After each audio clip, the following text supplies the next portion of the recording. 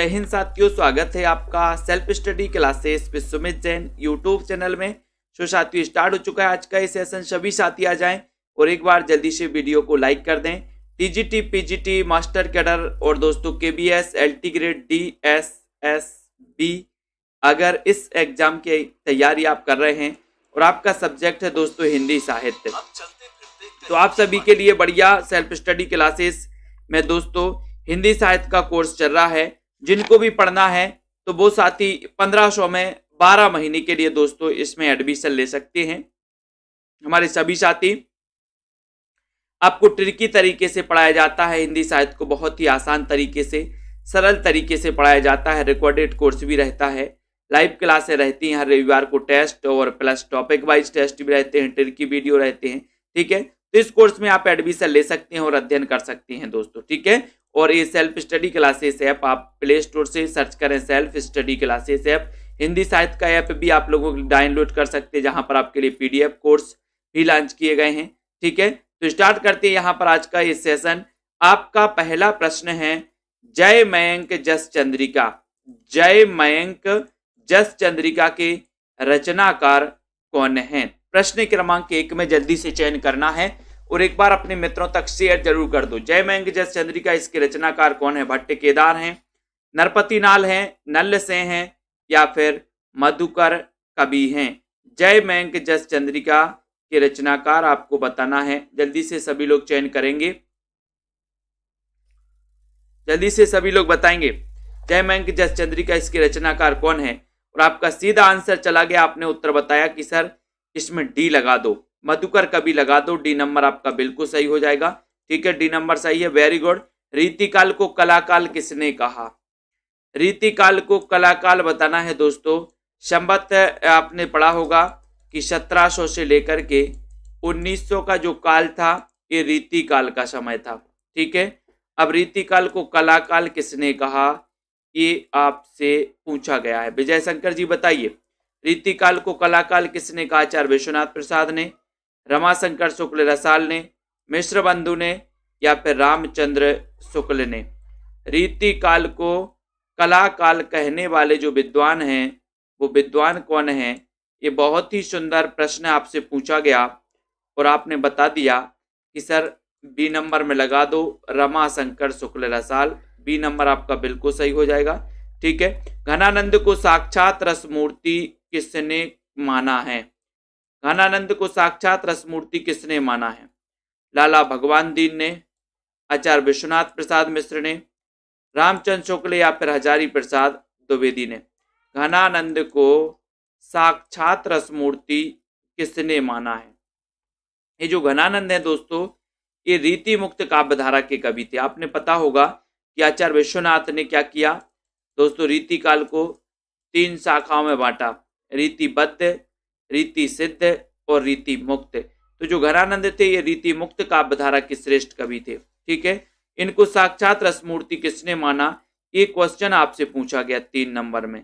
तो आपका सीधा आंसर चला गया कि सर रामचंद्र शुक्ल जी ने। ठीक है, रामचंद्र शुक्ल जी ने, सी नंबर आपका राइट आंसर है। ठीक है, बहुत बढ़िया, बहुत बढ़िया।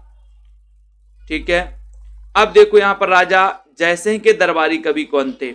लखविंदर कौर जी बताइए, राजा जयसिंह के दरबारी कवि कौन थे?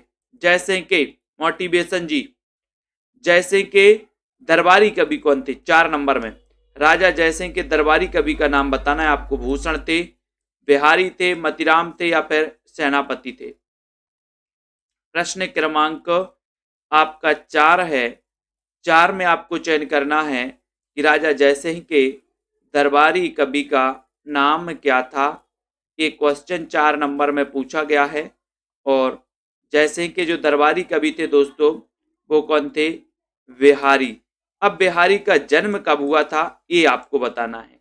बिहारी जी ने बिहारी सत्सई की रचना की। ठीक है, जिसमें कितने दोहे थे? 713 दोहे थे। ठीक है, अब बिहारी सत्सई की रचना बिहारी ने की है, लेकिन बिहारी जी का जन्म कब हुआ ये आपको बताना है। जल्दी बताओ, रबड़ छंद या केचुआ छंद किस कवि की कविताओं को कहा गया? बताओ, रबड़ छंद या केचुआ छंद किस कवि की कविताओं को कहा गया? दिनकर की, धूमिल की, निराला की या फिर मुक्ति बोध की? बताओ। प्रश्न क्रमांक 5 नंबर में आपको चयन करना है। रबड़ छंद या केंचुआ छंद किसको कहा गया? बताएं, किस कवि की कविताओं को कहा गया 5 नंबर में? और जो 5 का आंसर है कि सर रबड़ छंद या केंचुआ छंद जो कहा गया वो कहा गया निराला की कविताओं को। ठीक है, बहुत बढ़िया आंसर। 1595 में जन्म हुआ था किसका? बिहारी जी का। और निराला की कविताओं को रबड़ छंद या केंचुआ छंद की संज्ञा दी गई, तो आपका सी नंबर बिल्कुल सही है। ठीक है, निराला जी का जन्म 1897, कई विद्वान 99 भी मानते हैं। ठीक है, नेक्स्ट देखो, सप्तपर्णा किसकी कृति है? सप्तपर्णा के रचनाकार कौन है? ये क्वेश्चन आपको बताना है। सप्तपर्णा, इसके रचनाकार कौन है, किसकी कृति है? 6 नंबर में निराला की, प्रसाद की, महादेवी वर्मा या फिर पंत की? सप्तपर्णा ये किसकी कृति है?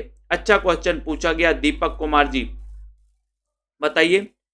और 6 नंबर में आपका राइट आंसर जा रहा है कि सर सप्तपर्णा जो किसकी कृति है, तो ये कृति है किसकी? महादेवी वर्मा की। महादेवी वर्मा की कृति है सप्तपर्णा। इनका जन्म भी अपन को पता चलना है, 1907 में इनका जन्म हुआ था। किसका? महादेवी वर्मा जी का। ठीक है, ये भी याद करो, सी नंबर सही हो जाएगा। शोषक वर्ग के प्रति दोस्तों घृणा का भाव किस युग की दोस्तों कविता की मुख्य प्रवृत्ति रही है? किस युग की कविता की मुख्य प्रवृत्ति रही है? शोषक वर्ग के प्रति घृणा, ये बताना है किस युग की प्रमुख प्रवृत्ति रही है? अमन जी बताइए, एके जी। शोषक वर्ग के प्रति घृणा का भाव किस युग की कविता की विशेषता रही है? प्रश्न क्रमांक 7 में। और सभी को पता है कि सर ये प्रगतिवादी जो है कविता की विशेषता रही। बी नंबर आपका सही हो जाएगा, B number, very good. Next है चारुचंद्र लेख उपन्यास के उपन्यासकार कौन है? चारुचंद्र लेख के उपन्यासकार कौन है? महावीर प्रसाद द्विवेदी, भगवती चरण वर्मा, वृंदावन लाल वर्मा या फिर हजारी प्रसाद द्विवेदी? चारुचंद्र लेख, इसके ये उपन्यास है। और ये उपन्यास किसका है? सुनील कुमार जी। हरीश जी बताइए, सभी लोगों को बताना है। गुरदीप जी, कल्पना जी, पवन जी, प्रश्न क्रमांक चारुचंद्र लेख के उपन्यासकार कौन है? 8 नंबर में। और 8 नंबर में उत्तर है कि सर हजारी प्रसाद द्विवेदी। ये डी नंबर आपका सही है, डी नंबर। ठीक है, गली आगे मुड़ती है, इसके लेखक कौन है? गली आगे मुड़ती है, इसके लेखक बताना है। नामवर से हैं, शिव प्रसाद से हैं, अज्ञे या फिर मोहन राकेश? प्रश्न क्रमांक आपका 9 है, 9 में उत्तर बताना है। गली आगे मुड़ती है, इसके लेखक कौन है? बताइए। जस मोहली जी बताएं। जसविंदर जी बताइए, गली आगे मुड़ती है, इसके लेखक कौन है? प्रश्न क्रमांक 9 में। और आपका उत्तर है कि सर शिव प्रसाद सिंह लगा दो, यानी बी नंबर आप लगा दो। ठीक है, बी नंबर सही है, very good, Shiv Prasad Singh. Next देखो, नटों के जीवन संघर्ष का उल्लेख किस उपन्यास में हुआ है? नटों के जीवन संघर्ष का उल्लेख किस उपन्यास में हुआ है? कब तक पुकारूं, सैलूस, झूला नट या फिर सेवा सदन? 10 नंबर में बताएं सभी लोग।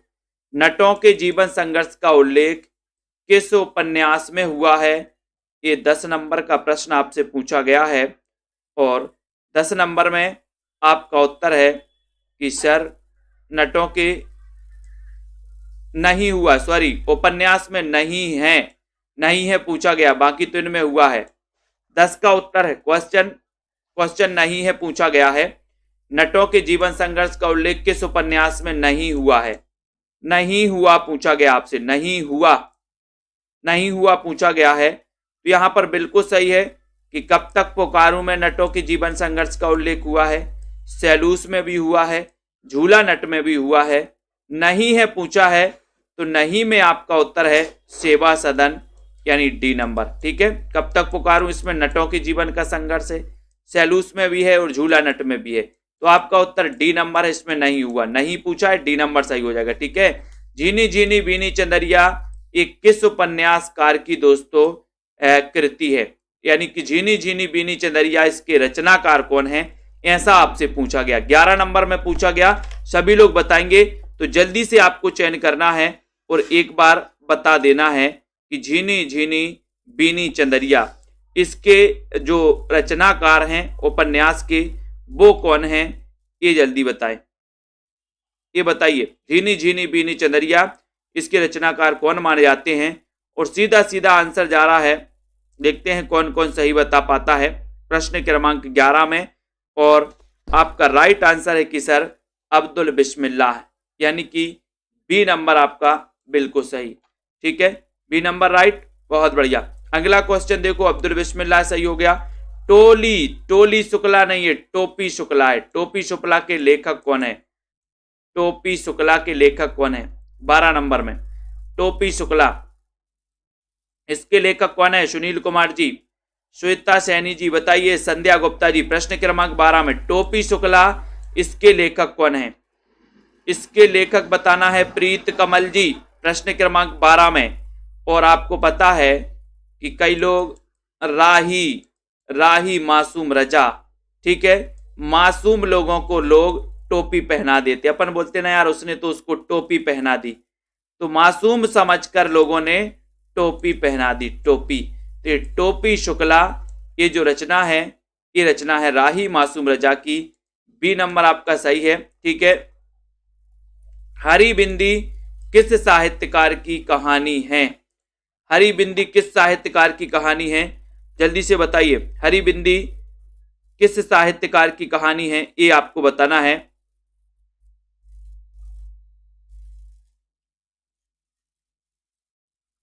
जल्दी से आपको बताना है।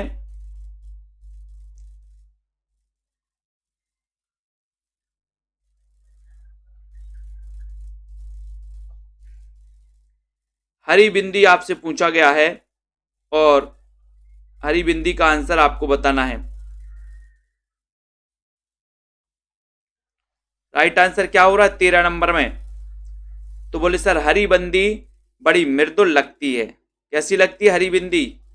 मृदुल लगती है, मृदुल, मृदुल लगती है, मृदुल। सरोज जी, आस्था जी, बिल्कुल सही। हरी बिंदी कैसी लगती है?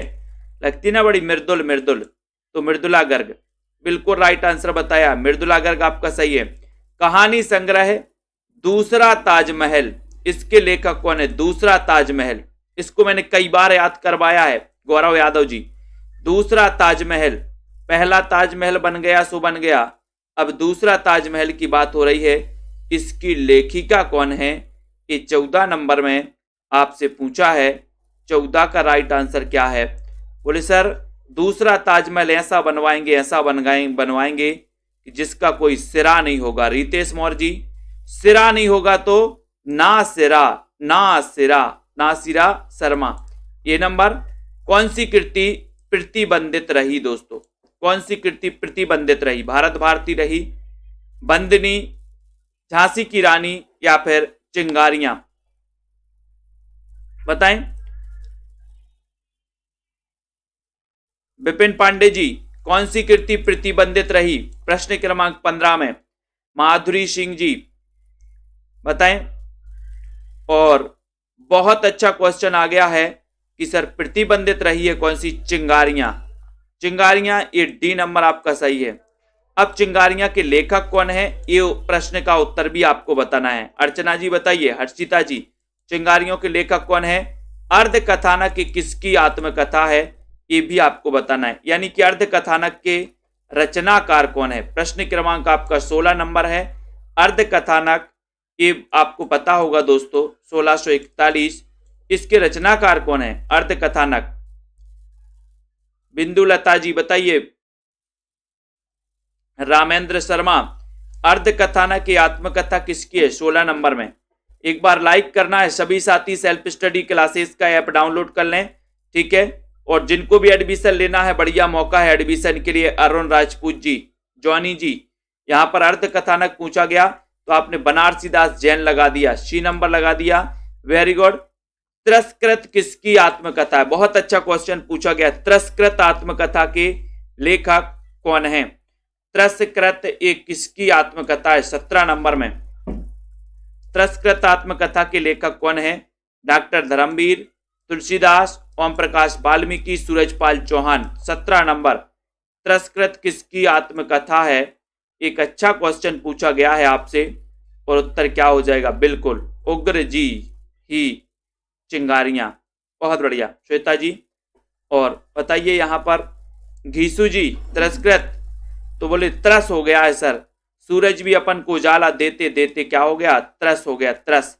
तो तिरस्कृत यानी कि दोस्तों सूरजपाल चौहान। डी नंबर पृथ्वी प्रदक्षिणा के लेखक कौन है? 18 नंबर में पृथ्वी प्रदक्षिणा के लेखक कौन है? बताइए निशा जी, पृथ्वी प्रदक्षिणा के लेखक कौन है?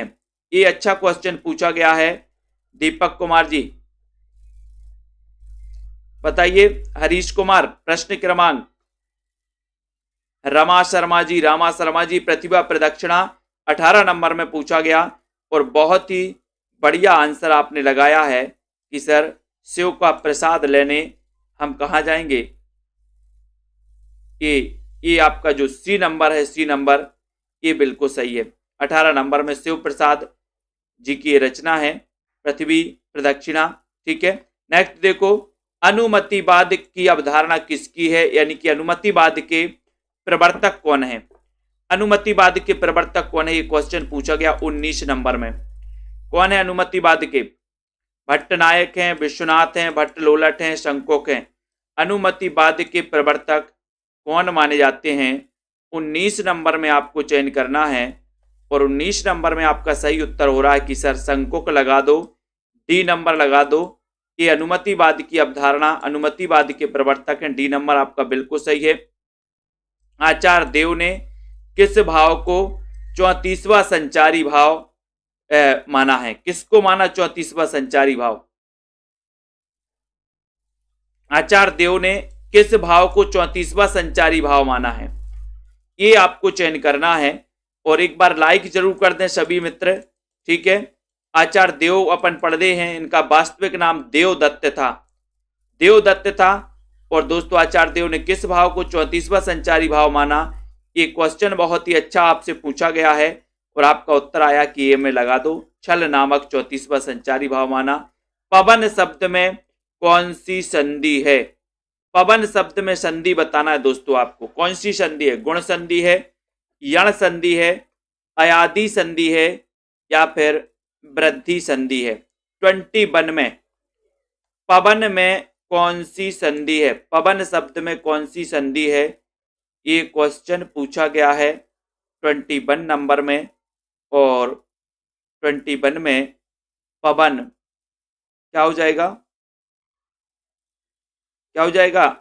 हो जाएगा आपका अयादि संधि, यानी सी नंबर आपका सही है। ठीक है, अयादि संधि आपका राइट आंसर है। इंदु सिंह जी, अलंकेश पर्यायवाची शब्द है किसका?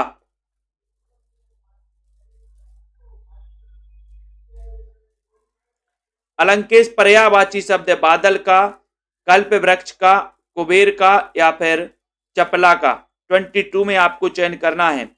अलंकेश पर्यायवाची शब्द है 22 नंबर में और 22 का उत्तर है कि सर अलंकेश जो पर्यायवाची शब्द है वो है कुबेर का। कुबेर का यानी सी नंबर आपका सही है। ठीक है, सी नंबर। हिंदी साहित्य की भूमिका, इसके लेखक कौन है? अच्छा क्वेश्चन पूछा गया है, बताइए कृष्णा जी। हिंदी साहित्य की भूमिका, इसके लेखक कौन है? 23 नंबर में आपको बताना। मैंने आपको बताया था कि भूमिका 40 की हो गई, यानी कि 1940 का इसका रचनाकाल है हिंदी साहित्य की भूमिका। कई बार मैंने हजारी प्रसाद द्विवेदी के बारे में बताया है कि इनका जन्म हुआ था 1907 में। ठीक है, इनकी रचनाओं में हिंदी साहित्य का आदिकाल, हिंदी साहित्य का उद्भव और विकास, हिंदी साहित्य की भूमिका। तो हिंदी साहित्य की भूमिका 1940, हिंदी साहित्य का आदिकाल 1952, हिंदी साहित्य का उद्भव और विकास 1952। ये 3 ग्रंथों को आपको बहुत अच्छे से रखना है। हजारी प्रसाद द्विवेदी का जन्म 1907 में, ये भी याद रखो। रुद्र संप्रदाय की स्थापना किसने की थी? 24 में आपको बताना है। रुद्र संप्रदाय की स्थापना के बारे में बताना है रुद्र स्वामी ने, श्री स्वामी ने, विष्णु स्वामी ने या फिर निम्बार्काचार्य ने। 24 में रुद्र संप्रदाय की स्थापना किसने की थी? ये अच्छा क्वेश्चन आपसे पूछा गया है और ये क्वेश्चन कई बार पूछा भी गया है, तो जल्दी से बताएं। विश्वास मलिक जी, पुष्पा मौर्य जी, मंजू यादव जी, रुद्र संप्रदाय की स्थापना किसने की है? बताइए कमलजीत जी। और आंसर आ रहा है कमल संधू जी कि सर विष्णु स्वामी लगा दो, यानी आपका सी नंबर लगा दो। सी नंबर बिल्कुल सही। संतन को कहा सीकरी सो काम, आवत जात पनैया टूटी और बिसर गयो हरि नाम। ये पंक्ति किसकी है? संतन को कहा सीकरी सो काम। ये पंक्ति अपन को बताना है। ज्ञानेश जी बताइए, दया पांडे जी फटाक से बताना है, चयन करना है और लाइक करना है। संतन को कहा सीकरी सो काम, ये जो पंक्ति है ये पंक्ति किसकी है? इस पंक्ति के बारे में आपको बताना, और बहुत ही अच्छी पंक्ति है। आपने बताया कि सर ये पंक्ति जो है 25 नंबर में कि ये पंक्ति कुंभन दास की है। अष्टचाप के सबसे वरिष्ठ कवि थे कुंभन दास, और इन्होंने की एक पंक्ति कई बार पूछी गई है, संतन को कहा सीकरी सो काम, आवत जात पनैया टूटी बिसर गयो हरिनाम। ये नंबर ठीक है। विठल नाथ ने वल्लभ संप्रदाय में किस तरह की दोस्तों पूजा पद्धति का समावेश किया? विठल नाथ ने वल्लभ संप्रदाय में किस तरह की पूजा पद्धति का समावेश किया? ये क्वेश्चन आपका 26 में पूछा गया है। तो बताओ, विठल नाथ के बारे में पता है कि जो विठल नाथ थे ये वल्लभाचार्य के क्या थे? पुत्र थे। विठल नाथ ने क्या किया 1565 में कि 4 शिष्य वल्लभाचार्य के और 4 शिष्य स्वयं के, यानी कि विठल नाथ के, इन 4 शिष्यों को मिलाकर के एक अष्ट सखा बनाया, यानी कि अष्ट छाप बनाए। ठीक है, अष्ट छाप बनाया। किसने? विठल नाथ ने। कब बनाया? 1565 में बनाया। और इसमें सबसे वरिष्ठ जो कवि थे वो कौन थे? कुंभन दास। और कुंभन दास के गुरु का नाम क्या था? तो वल्लभाचार्य। ठीक है, ये भी याद करना है। और विठल नाथ ने वल्लभ संप्रदाय में किस तरह की पूजा पद्धति को दोस्तों समावेश किया है? क्वेश्चन कई बार पूछा गया है। तो आपका उत्तर है बी नंबर, युगलोपासना का समावेश किया है। बी नंबर है सिद्धि योगी जी एजुकेशन जी, युगलोपासना का। ठीक है। हिंदी नई चाल में ढली, ये कथन किस दोस्तों किसका है? बताइए कथन किसका है? ये पूछा गया, आधुनिक साहित्यकार का है। किस साहित्यकार का? हिंदी नई चाल में ढली 1873। ये भी आता है कि हिंदी नई चाल में कब ढली? तो हिंदी नई चाल में 1873 में ढली। ठीक है, ये भी याद रख लेना। और हिंदी नई चाल में ढली ये कथन किसका है? ये क्वेश्चन तो कई बार आया है। एनसी गनर जी, आयुष जी, पवन कुमार जी, हिंदी नई चाल में ढली ये कथन किसका है? और ये कथन आपसे पूछा जाता कि हिंदी नई चाल में कब ढली? 1873 में ढली। ये कथन किसका है? भारतेंदु जी का है। डी नंबर आपका सही है। ठीक है। हिंदी भाषा के मानकीकरण की दृष्टि से कौन सा युग सर्वाधिक महत्वपूर्ण था? दोस्तों हिंदी भाषा के मानकीकरण की दृष्टि से बताना है कौन सा युग सबसे महत्वपूर्ण था। सबसे महत्वपूर्ण युग कौन सा था? 28 में आपको चयन करना है हिंदी भाषा के मानकीकरण की दृष्टि से। 28 नंबर में बहुत ही बढ़िया क्वेश्चन है और सभी लोग बताएंगे। एक बार लाइक कर देना सभी साथी। और जिन भी साथियों ने अभी तक सेल्फ स्टडी क्लासेस का ऐप डाउनलोड नहीं किया है वो सभी साथी संतोष कुमार जी ऐप को डाउनलोड कर लें। जसमेल जी, एचआर जी, रीता जी, ठीक है, सभी सेल्फ स्टडी क्लासेस ऐप को डाउनलोड कर लें। जिनको भी एडमिशन लेना है, मधु जी, वो सभी साथी एडमिशन ले सकते हैं। रागिनी वर्मा जी। और यहाँ पर आपने उत्तर बताया कि सर जो द्विवेदी योग है ये मानवीकरण की दृष्टि से सबसे महत्वपूर्ण था। बी नंबर आपका सही है श्याम पंडित जी, वेरी गुड। शेर सिंह का शस्त्र समर्पण, शेर सिंह का शस्त्र समर्पण, इसके रचनाकार कौन है? इसके रचनाकार आपको बताना है। जल्दी से बताइए उत्तर क्या हो जाएगा?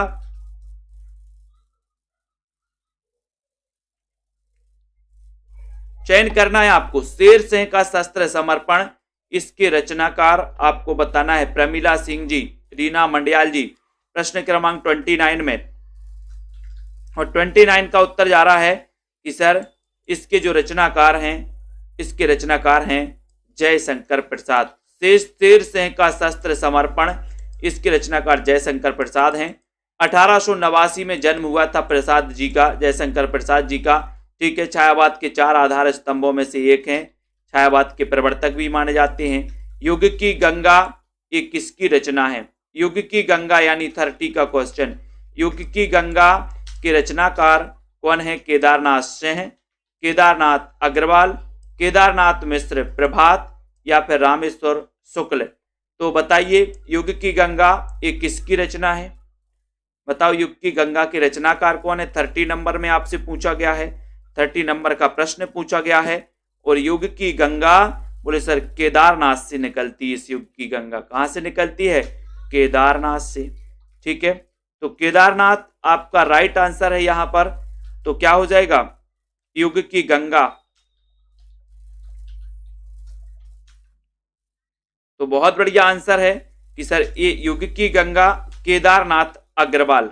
ठीक है, तो बी नंबर आपका बिल्कुल सही है, केदारनाथ अग्रवाल। अब यहां पर देखो केदारनाथ मिश्र भी दिया है, केदारनाथ सिंह भी दिया है, तो ये कंफ्यूजन वाला क्वेश्चन है। लेकिन युग की गंगा केदारनाथ अग्रवाल, बी नंबर।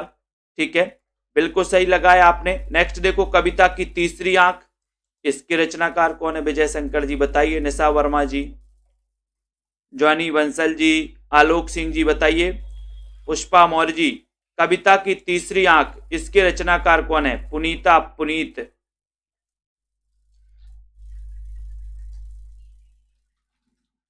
बिल्कुल, केदारनाथ अग्रवाल को कैन का कवि कहा जाता है। बिल्कुल सिद्धि जी।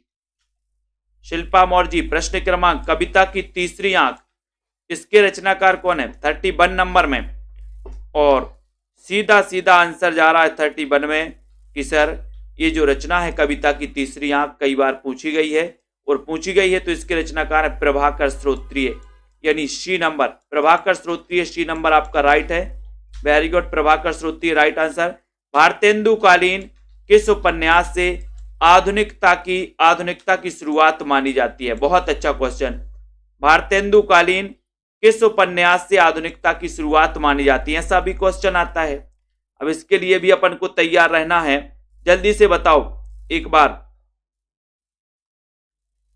आधुनिकता कालीन भारतेंदुकालीन किस उपन्यास से आधुनिकता की शुरुआत मानी जाती है? एक क्वेश्चन आपसे पूछा गया है और बढ़िया क्वेश्चन पूछा गया है। सीधा आंसर जा रहा है कि सर इसमें परीक्षा गुरु लगा दो, 1882, यानी कि आपका जो बी नंबर है ये बिल्कुल सही है। ठीक है, B number right answer. Very good. Charandas Chor ये किसकी नाट्य कृति है? चरणदास चोर नाट्य कृति के रचनाकार बताना है, गौरव यादव जी बताइए। 33 में राइट आंसर। चरणदास चोर किसकी नाट्य कृति है? मुद्रा राक्षस, बलराज पंडित, हबीब तनवीर या फिर नांग बोडस की? ये किसकी कृति है? आशु गोंडवाल जी बताइए।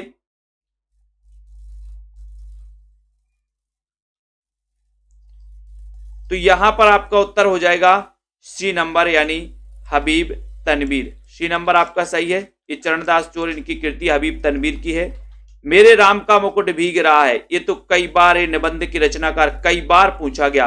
नेट एग्जाम में भी ये क्वेश्चन पूछा गया है, मेरे राम का मुकुट भीग रहा है, इसके रचनाकार कौन है? मेरे राम का मुकुट भीग रहा है प्रताप नारायण मिश्र हैं, विद्यानिवास मिश्र हैं, कुबेरनाथ राय हैं या फिर हजारी प्रसाद द्विवेदी हैं? मेरे राम का मुकुट भीग रहा है, बोले कैसे देखा, है ना, कैसे देखा कि राम का मुकुट भीग रहा है? तो आप क्या बोलोगे कि सर हमने अपनी विद्या से देखा। विद्या से देखा, एनसी जी विद्या से देखा, तो विद्यानिवास मिश्र, बी नंबर लगा दिया। आपका बंटी उपन्यास किसने लिखा है? आपका बंटी यानी 35 में आपका बंटी उपन्यास ये किसने लिखा है? 35 नंबर में आपको चयन करना है, आपका बंटी बताना है। ये मन्नू भंडारी ने लिखा है, निरुपमा सेप्ती ने लिखा है, शिवानी ने लिखा है या फिर राजी सेठ ने लिखा है?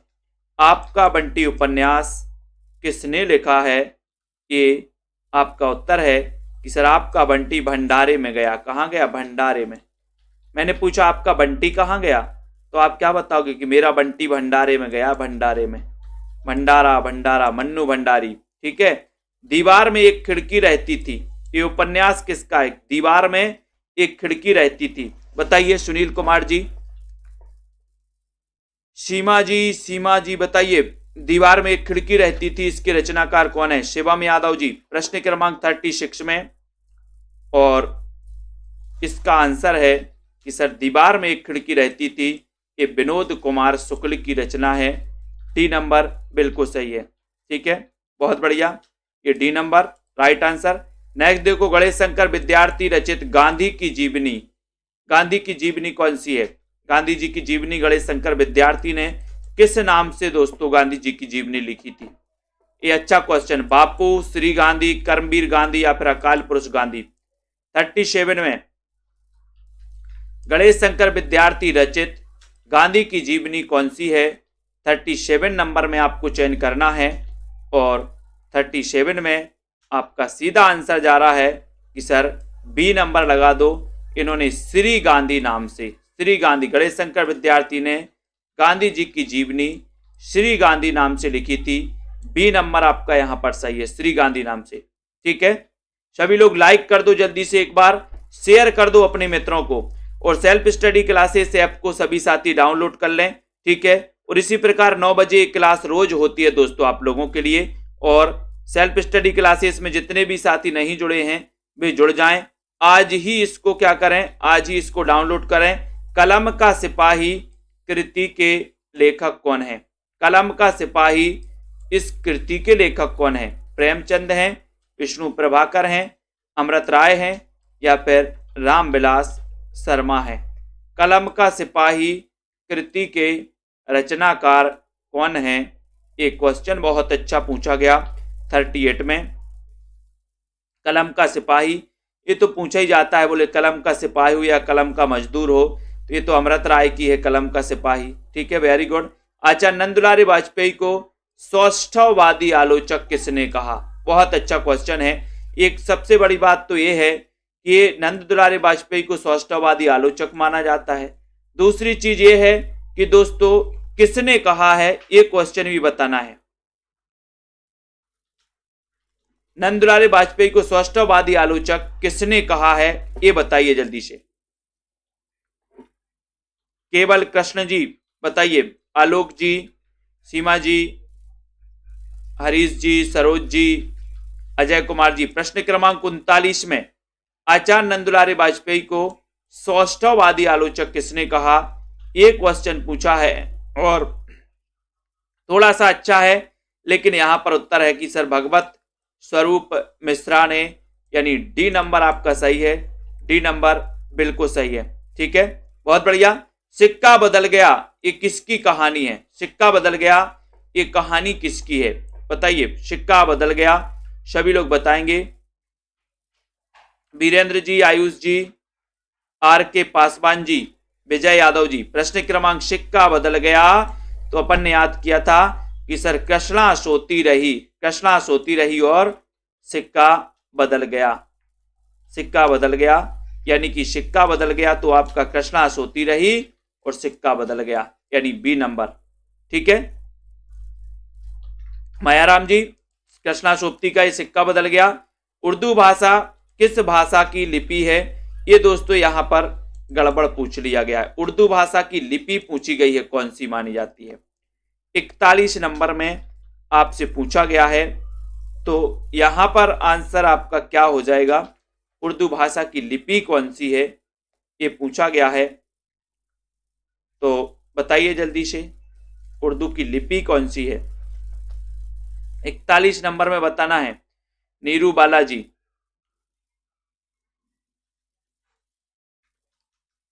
उदय यादव जी, और उत्तर है इसका कि सर उर्दू की जो लिपि मानी जाती है वो मानी जाती है फारसी, फारसी लिपि मानी, लिपि पूछी गई, लिपि, इसकी लिपि कौन सी है? तो फारसी है। ठीक है, दक्षिण भारत हिंदी प्रचार सभा का मुख्यालय कहाँ है? ये क्वेश्चन तो कई बार पूछा गया। दक्षिण भारत हिंदी प्रचार सभा का मुख्यालय कहाँ है? हैदराबाद में, बंगलोर में, चेन्नई में, या फिर मैसूर में? जयलक्ष्मी जी, कमलजीत जी बताइए, ममता जी, बिंदु जी। और दक्षिण भारत हिंदी प्रचार सभा का मुख्यालय कहाँ है? एक बहुत अच्छा क्वेश्चन पूछा गया 42 नंबर में, और 42 नंबर में उत्तर है कि सर ये दक्षिण भारत हिंदी प्रचार सभा का जो मुख्यालय है ये मुख्यालय है चेन्नई में। डी नंबर चेन्नई आपका राइट आंसर है। ठीक है, चेन्नई। सी नंबर आपका सही है। भारतेंदु ने विजयनी विजय पताका की रचना दोस्तों की थी, क्यों की थी बताओ, किस कारण, क्या कारण था, किसके उस उपलक्ष्य में दोस्तों इन्होंने की थी विजयनी विजय पताका की रचना, वो आपको बताना है। कवि वचन सुधा के सफल प्रकाशन पर की थी इन्होंने, या फिर भारतेंदु मंडल के गठन पर की थी, इसका आंसर आपको बताना है। भारतेंदु ने विजयनी विजय पताका की रचना की थी, तो इसका क्या कारण था, एक कारण आपको चयन करना है। और सीधा आंसर जा रहा कि सर इन्होंने अंग्रेजों की मिस्र विजय की खुशी में इसकी रचना की थी, यानी आपका उत्तर सी नंबर बिल्कुल सही है। ठीक है, नेक्स्ट देखो, भारतेंदु ने किस उपन्यास से उर्दू में कविताएं लिखी दोस्तों, किस उपनाम से। ठीक है, भारतेंदु जी ने किस उपनाम से उर्दू में कविताएं लिखी हैं, ये आपको बताना। एक क्वेश्चन पूछा जाता है, तो प्रश्न क्रमांक 44 का आंसर आपको बताना है। बताइए रितेश जी, रेखा जी बताएं, विजय यादव जी, प्रियंका जी, अच्छा क्वेश्चन है। और एचआर जी बताइए भारतेंदु ने किस उपनाम से, तो उत्तर है रसा उपनाम से। बी नंबर रसा उपनाम सही है, बी नंबर आपका सही है। नीमा किस कवि की माता का नाम है, नीमा पूछा गया 45 नंबर में, बहुत ही बढ़िया क्वेश्चन है।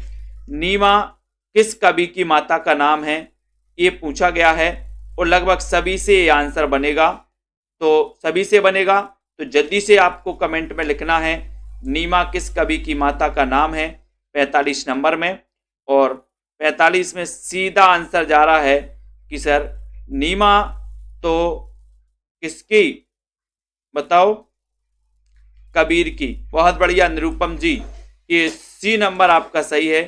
कबीरदास जी की माता का नाम था क्या, नीमा। ठीक है, बिल्कुल राइट। निरंजनी संप्रदाय के प्रवर्तक कवि कौन थे, निरंजनी संप्रदाय 46 नंबर में, निरंजनी संप्रदाय के प्रवर्तक बताना है, 46 नंबर का आंसर बताना है। बहुत सरल लगने लगे आप लोगों को ये क्वेश्चन, क्योंकि आपने कई बार इनको पढ़ लिया है, अध्ययन कर लिया है, ऐसा लगता है कि ये क्वेश्चन रट चुके हैं, है ना। तो निरंजनी संप्रदाय के प्रवर्तक कवि कौन है 46 नंबर में, और यहां पर उत्तर हो जाएगा कि सर निरंजनी संप्रदाय के जो प्रवर्तक हैं वो हरिदास निरंजनी हैं, यानी आपका जो बी नंबर है हरिदास निरंजनी, ये बिल्कुल सही है। ठीक है, very good, Haridas Niranjani right answer, good. अंबर पनघट में डुबो रही तारा घट उषा नांगरी, इसमें अलंकार बताना है, कौन सा अलंकार है। अंबर पनघट में डुबो रही तारा घट उषा नांगरी, इसमें अलंकार कौन सा है, अलंकार चयन करना है 47 नंबर में। और उत्तर हो गया आपका कि सर अंबर पनघट में डुबो रही तारा घट उषा नांगरी, इसमें अलंकार है रूपक, यानी सी नंबर रूपक अलंकार बिल्कुल सही है, वेरी गुड।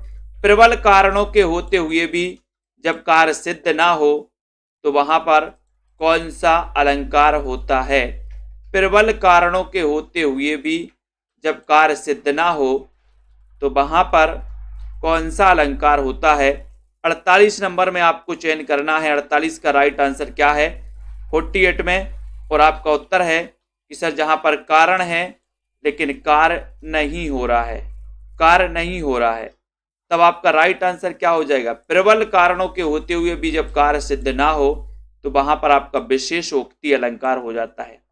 ठीक है, विशेषोक्ति अलंकार, यानी कि आपका जो सी नंबर है वो बिल्कुल सही है। ठीक है, सी नंबर वेरी गुड।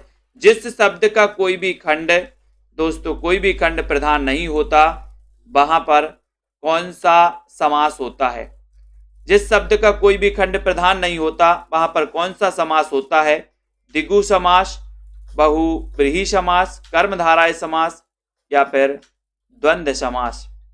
बताइए मोहित जी, कौन सा समास होता है वहां पर, जॉनी जी, लेट्स जी, बहुत अच्छा क्वेश्चन है रजनीवाला जी, जसबीर जी, आलोक जी। और यहाँ पर उत्तर है कि सर जिस शब्द का कोई भी प्रधान खंड नहीं होता है, ठीक है, खंड प्रधान नहीं होता, वहां पर बहुब्रीहि समास होता है, यानी कि आपका बी नंबर बिल्कुल सही है। ठीक है, बी नंबर राइट आंसर। बहुत बढ़िया, सभी लोगों ने बहुत अच्छे से पढ़ा है। एक क्वेश्चन है, इसका आंसर आपको ही बताना, चक्रपाणी में कौन सा समास है? चक्रपाणी में कौन सा समास है? इसका उत्तर आपको ही कमेंट में लिखना है। ठीक है, जिनको भी एडमिशन लेना है दोस्तों, अभी आपके लिए 1500 में 12 महीने का ऑफर है। हिंदी साहित्य का 12 महीने पढ़ सकते हो, लाइव क्लास अटेंड कर सकते हो, टेस्ट लगा सकते हो, की वीडियो आपके लिए मिलेंगी। ठीक है, आपके लिए विस्तृत अध्ययन, लाइव क्लास है और दोस्तों टॉपिक वाइज टेस्ट, हर रविवार को टेस्ट, ये सारी चीजें इसमें मिलने वाली हैं। तो अगर आप किसी भी एग्जाम की तैयारी कर रहे हैं, TGT, PGT, master cadre, KBS, LT grade, DSSB का, या फिर दोस्तों आरपीएससी के लिए आप हिंदी सब्जेक्ट को फोकस कर रहे हैं, तो आ जाएं सभी साथी और सेल्फ स्टडी क्लासेस ऐप से जुड़ जाएं। Self study classes app download कर लें, हिंदी साहित्य के ऐप को भी आप, इससे आपको जुड़ना है तो जुड़ सकते हैं। 5 जनवरी से न्यू बैच स्टार्ट हुआ है, अभी 2-3 क्लासें ही हुई हैं, तो आप सभी साथी जुड़ सकते हो, अध्ययन कर सकते हो। अध्ययन बहुत अच्छे से करना है। विपिन पांडे जी, रितेश जी, सुषमा जी, अनुराग, सरोज जी, ठीक है, लवली जी, ज्ञानेश जी, तनु जी, लक्ष्मी जी, अनीता, निर्मला जी, ज्वानी जी, बीनू, आयुष जी, विश्वास मलिक जी, बबीता जी, युवराज जी, वीरेंद्र जी, किरण जी, सभी को धन्यवाद। नीरू जी, ठीक है, जसविंदर जी, प्रीति जी, एके जी, आर के पासवान जी, जतेंद्र जी, प्रियंका जी, सभी को धन्यवाद। जगदीश सिंह जी, अनुराग जी, कमलजीत जी, वेरी गुड, बहुत बढ़िया। ठीक है, नीतू सोलंकी, अनिल और प्रमोद सैनी जी, सभी को धन्यवाद। आज की इस वीडियो के लिए बस इतना ही। जय हिंद।